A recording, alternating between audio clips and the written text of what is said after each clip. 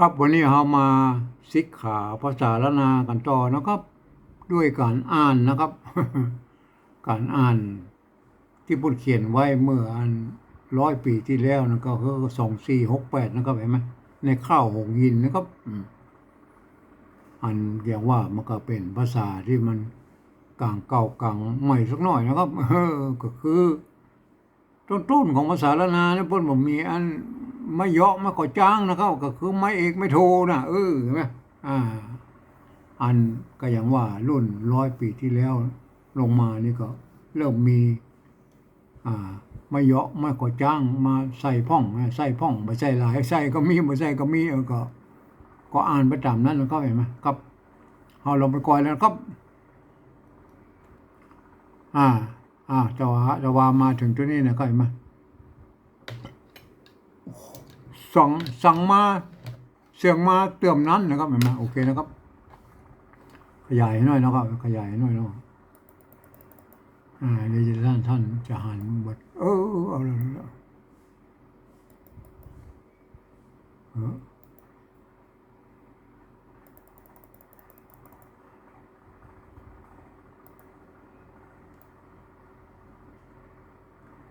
สั่งมาเติมนั้นนะครับสั่งมาเติมนั้น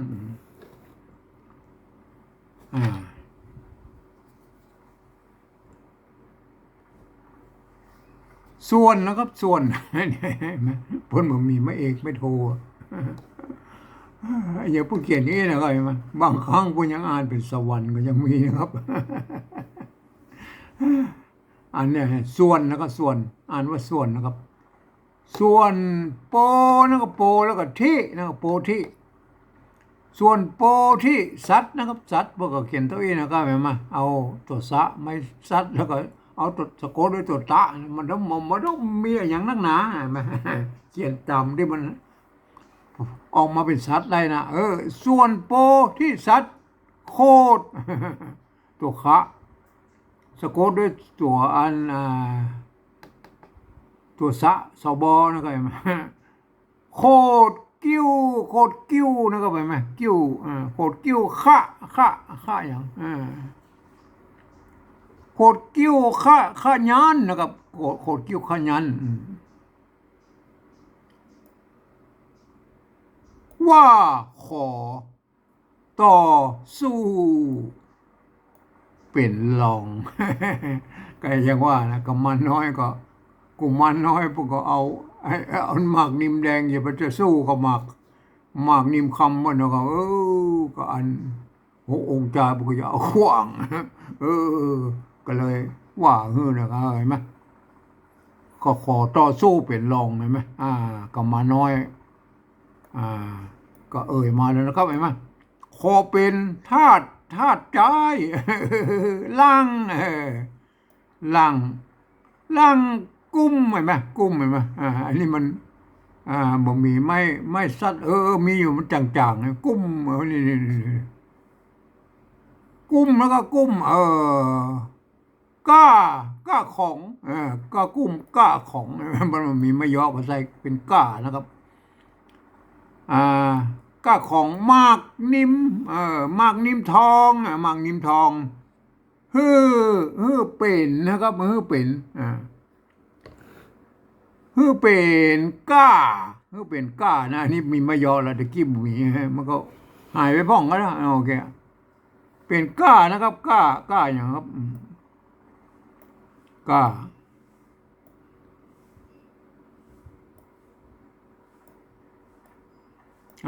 ก้าก้าก้าก้าฆ่านะครับฆ่ากันจ้าหน้านะครับกันจ้าหน้าเหลือนะครับกันจ้าหน้าเหลือจักนะครับจักเอามากบ้าพวกที่เป็นมากบ้ามาความจริงมาต้องรมะนะเป็นมากนะครับเจ้ามากบ้านะครับเห็นไหมอันนี้อย่างของของของราชานะครับของราชาพี่น้องนะครับแบบพี่น้องพี่น้อง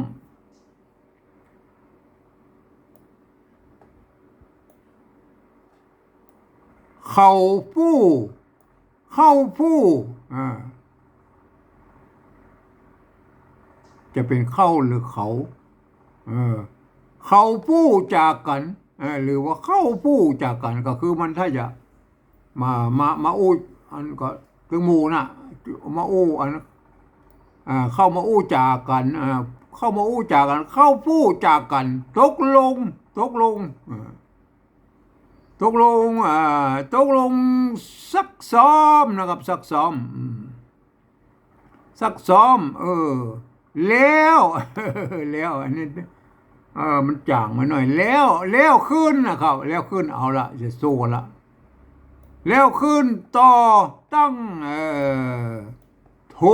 จนนะครับเนี่ยเห็นไหมอันนี้ไม้โกบาลีนะครับโทจนนะครับโทจนส่วนหกส่วนหกพี่น้อง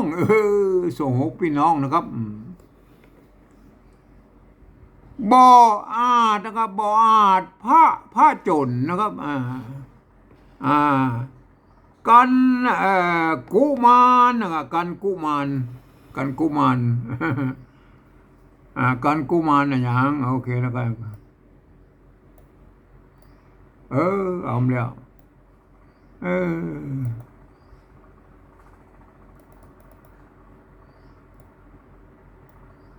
การกุมารนะครับการกุมาร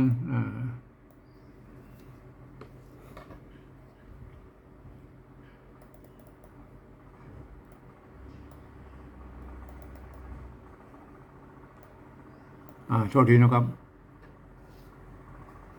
การกุมารยนต์นะครับยนต์ยนต์ก็ก็ก็ก็ดนก็ดนนะครับถ้าเป็นไซไม่โกเนาะโดนอันนี้เป็นไม้โกลุ่มนะครับดนนะครับก็ดนถูกก็ดนทุกทิมไอ้ถูกนี่บนใส่ตัวกายมาบ่ใส่ก็ได้นะครับบ่ใส่ตัวกะนี่ก็ถูกแล้วนะครับมาอันนี้บนใส่ถึงกะถึงไม่ชัดมาโอเคนะครับมันอย่าว่ามันกลางเก่ากลางใหม่มันก็เพี้ยนกันไปเรื่อยๆนะครับโบราณเพิ่นบ่มีนะครับโบราณเพิ่นบ่ใส่นะครับโบราณแท้ๆเพิ่นตัวกะนี่บ่ใส่แล้วก็ถูกแล้วนะครับถูกทิมโอเคนะครับก็ยังว่าภาษาละนามมันก็เพี้ยนกันไปเรื่อยๆนะครับลวดปากันลวดปากันลวดปากันมีลู่ปากันไม่ใช่เมียเสียแล้วก็ลู่ปากันเสียนิมคำนิมคำก็คือมากนั่นละมิมคำลายลิ่มนะก็ลายลิ่มลายลิ่มลายลิ่มแกกุมารเขียนเป็นกุมารสองคำละกุมารองค์นอท้ายเสียงกุมารหมดหลายเบ้าส่วน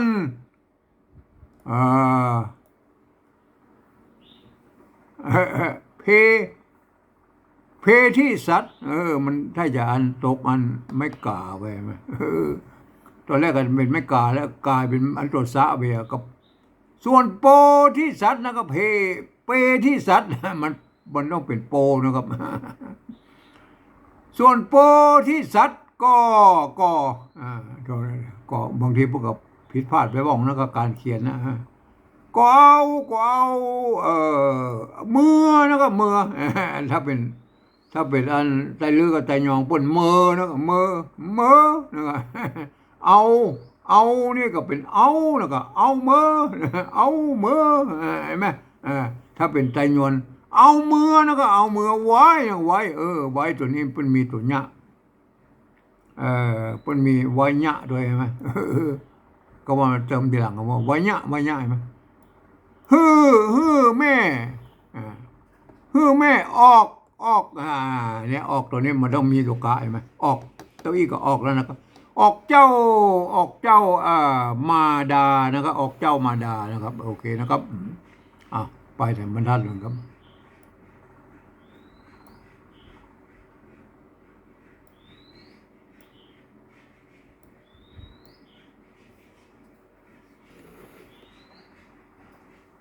เลื่อนขึ้นหน่อย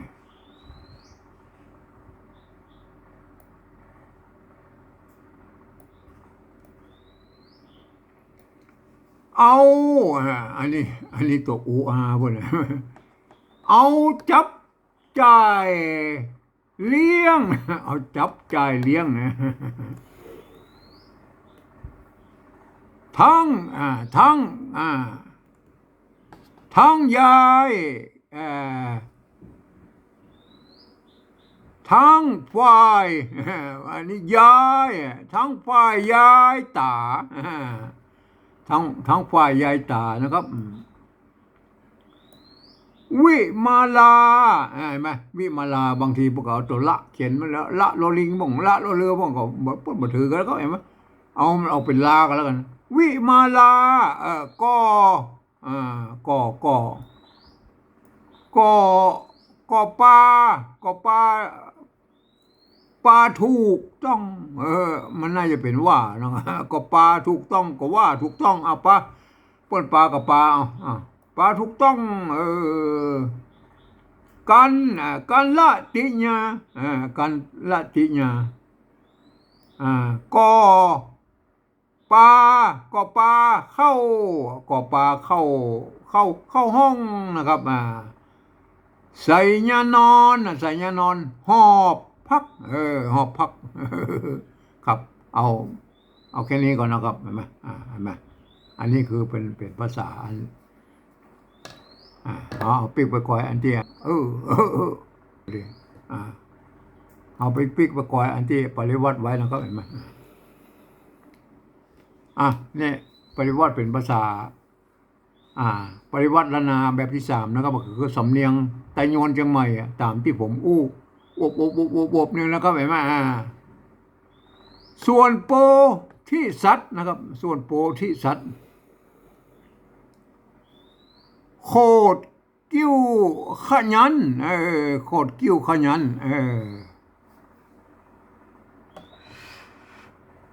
ขอต่อสู้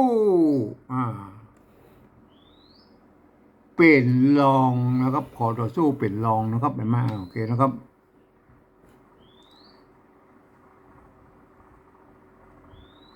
ขอเป็นธาตุใจนะครับขอเป็นธาตุใจลังกุ้มก้าของหมากนิมทองฮือเป็นก้าข้าหมากนิมทองก็เป็นก้าข้านะครับหมากนิมทองก็เป็นก้าข้านะครับมันมาเลื่อนมาเล่มโน่นก็เป็นก้าข้านะครับโอเคนะครับกันจนะเหลือกันจนะเหลือกันจนะเหลือจักเอาหมากบ้าของราชาพี่น้องนะครับอันนี้ตกลงกันละเอาละตกลงกันจะเอาละเข้าหรือเขานะเข้าผู้จากกันเขาหรือเข้านะนึกโมนะหรือเขาหรือเข้านะโอเคนะตกลงซักซ้อมนะครับตกลงซักซ้อมแล้วขึ้นต่อตั้งโทจนนะครับเอาละจะคว้างกันละจะเล่นหมากนิมกันละส่วน6พี่น้อง6 อัน6บุตรนะครับ6บุตรผู้พี่บาดพระจนบาดพระจนเพราะเขียนเป็นพระนะครับก็คือพระนะครับกันกัมมานยนกัมมานยนก็ดนถูกทิมเอาละมันแม่นขนาดละเลื่อนหน่อยนะลวดปากันเสียนิมมากนิมคำหลายลิ่มนะครับนิมคำหลายลิ่มก็มากนิมคำนั่นแหละแกกุมมารองค์นอท้ายนะครับนอท้ายขอโทษเสียงหลายลิ่มหลายไม่ใช่น้อยละโอเคนะครับส่วนโปที่สัตว์ก็เอามือไว้นะครับคือแม่ออก เจ้ามาดานะครับเห็นไหมเอาจับใจายเลี้ยงนะครับ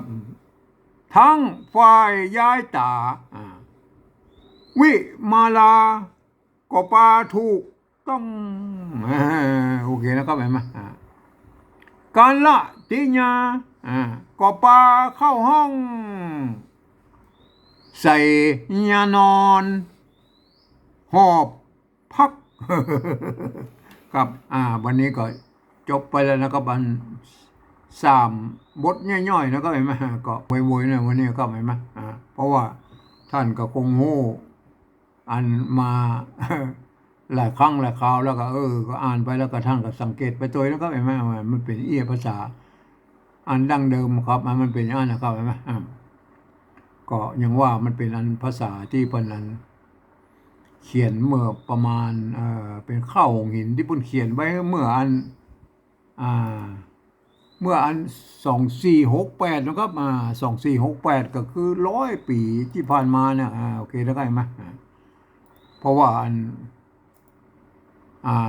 มันเป็นเฮาไปก่อนแล้วเนี่ยมันเป็นอันข้าวหงหินแม่นเพิ่นเขียนเพิ่นเอามาบันทึกนะครับข้าวหงหินมาเขียนเมื่อพศ2468เห็นไหมก็คืออันเปิ้นอันก็คือเปิ้นอันนั้นเอาจากใบลานนั่นน่ะความจริงเปิ้นเล่ากันในวัดในวาแล้วเอาจากใบลานมาคัดลอกมันลงในปับสารเนี่ยเห็นไหมมันเป็นที่เจอมาเนี่ยเป็นฉบับที่3แล้วนะครับอันแรกก็คืออันปูนะครับของลำปางบนนะครับของลำปางมันก็ปูนะครับอันเจ้าหลวงลำปางก็ชำระมาเมื่อปุ่น250 ปีที่แล้วเลยมาปุ่นฮือพญาโลมาไปใส่ชำระเสร็จก็ฮืออันพญาพรหมมินนานพรหมมินชำระต่ออันต่อไปต่อมาปุ่นเจ้าหลวงลำปางสอบใจก็เลยตั้งชื่อนานพรหมมินใหม่อันพญาพรหมโอเคนะครับสำหรับอันแถมฉบับหนึ่งบัตรก็คืออันของเชียงใหม่นะครับเจ้าสุริยวงศ์พุ่นก็อันชำระไว้นะครับไม่ใช่เจ้าจุลสุริยวงศ์แต่งนะไม่ใช่แล้วครับไม่ใช่อันข้าวอันพุ่นเล่ากันในวัดในวาข้าวหินนะเพราะพุ่นถือว่าเป็นอันพระโพธิสัตว์มาเกิดแล้วครับกุมารน้อยนะพุ่นเล่ากันในวัดในวาครับเจ้าสุริยวงศ์พุ่นก็อันชำระมาก็เป็นฉบับที่2เป็นของเชียงใหม่นะครับอันนี้ที่ผมชี้ให้ดูนี่เป็นฉบับที่3ที่เคยหันมานะครับเห็นไหมมันก็ยังว่ามันก็ผิดแพ้กับนิดๆนะก็เห็นไหมอันฉบับลำปางพุ่นอันกำมานเห็นไหมอันฉบับอันเชียงใหม่พุ่นก็กุมารนะเห็นไหมกุมารอันฉบับที่นี่นะฉบับที่3เนี่ยก็คืออันกุมารบ้องกุมารบ้องก็วางไปนะมันเป็นเนี่ยมันผิดกับเป็นนิดๆหน่อยๆนะไอ้แม่บางครั้งก็อย่างว่าไอ้การเขียนข้าวเขียนอย่างมันก็อันวิทย์หายไปบ้องหรืออัน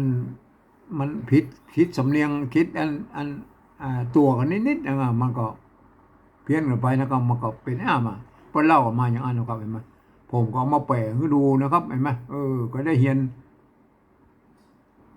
ยนอันน่ะก็คือศึกษาภาษาละนาไปตัวแล้วว่าจะได้ฮู้ว่าบน100 ปีที่แล้วเพิ่นยังเขียนกันอย่างอีอยู่เด้อ แล้วอันเดียวนี่เฮาเขียนมีครบเครื่องเนาะครับก็ท่านก็ไปศึกษาเอานะครับครับวันนี้ผมก็ขอบรรยายเพียงแค่นี้เนาะครับ